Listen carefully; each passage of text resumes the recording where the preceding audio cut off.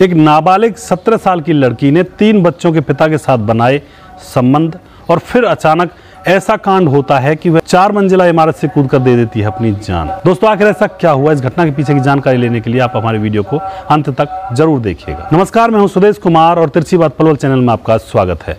दोस्तों यह घटना है पंजाब के लुधियाना के कैंपस कॉलोनी की। पंजाब के लुधियाना के कैंपस कॉलोनी में सुबह सुबह पुलिस के पास फ़ोन आता है और पुलिस को बताया जाता है कि एक लड़की ने 4 मंजिला इमारत से कूदकर अपनी जान दे दी है। पुलिस वहां पर आती है, डेड बॉडी को अपने कब्जे में लेती है, उसको पोस्टमार्टम के लिए भेज दिया जाता है और जांच पड़ताल में जुट जाती है। 1-2 दिन के बाद उस लड़की की पोस्टमार्टम रिपोर्ट आती है तो पुलिस को पता चलता है कि यह 17 साल की लड़की गर्भवती थी। तो दोस्तों पुलिस उसके बारे में पता लगाती है तो पुलिस को पता चलता है कि इसका नाम दिव्या है, जिसकी उम्र है 17 साल और ये खाना बनाने का काम करती है बिल्डिंग्स के अंदर। जैसे पढ़ने लिखने वाले लोग रहते हैं बिल्डिंग्स के अंदर, बच्चे रहते हैं, या फिर घरों में जाती है, खाना बना कर आती है और वहाँ से उनको पैसे मिलते हैं और अपना भरण पोषण कर रही होती है।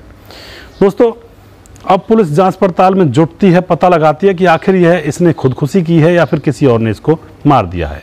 तो जहाँ पर यह खाना बनाने का काम करती थी, पुलिस ने शक की बिना पर वहाँ से 2 लड़कों को अरेस्ट कर लिया। उसी घर के मालिक के 2 लड़कों को गिरफ्तार कर लिया जाता है क्योंकि वह लड़की गर्भवती थी। पुलिस को शक था कि जहाँ ये काम करती है वहीं के लड़कों ने इसे प्रेग्नेंट किया होगा और फिर इसकी जान चली गई है। पुलिस उन दोनों लड़कों को गिरफ्तार करके उनका DNA टेस्ट करवाती है और फिर कुछ दिन के बाद DNA टेस्ट जब आता है तो पुलिस को पता लगता है कि इन दोनों लड़कों का कोई कसूर नहीं है।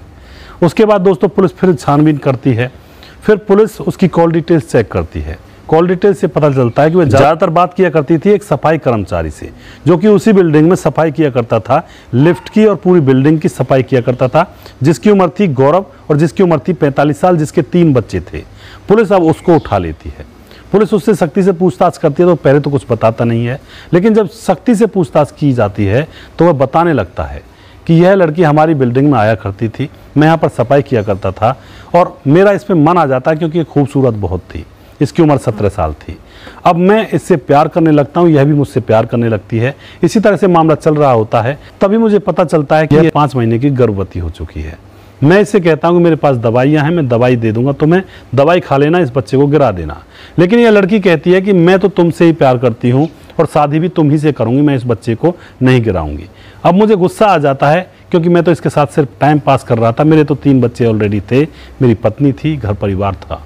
मैं इसे बार बार कहता हूँ इस बच्चे को गिरा दे वरना हमारी बदनामी हो जाएगी, शादी मैं कर नहीं सकता, मेरी शादी पहले हो चुकी है।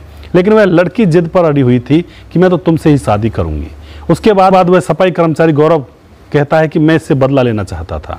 एक दिन यह काम करने के लिए बिल्डिंग में आई हुई थी तो मैं इसको फ़ोन करके लिफ्ट के पास बुला लेता हूँ और फिर लिफ्ट में धक्का देकर उसको ऊपर ले जाता हूँ 4th मंजिल पर, जहाँ पर कोई भी नहीं रहता है।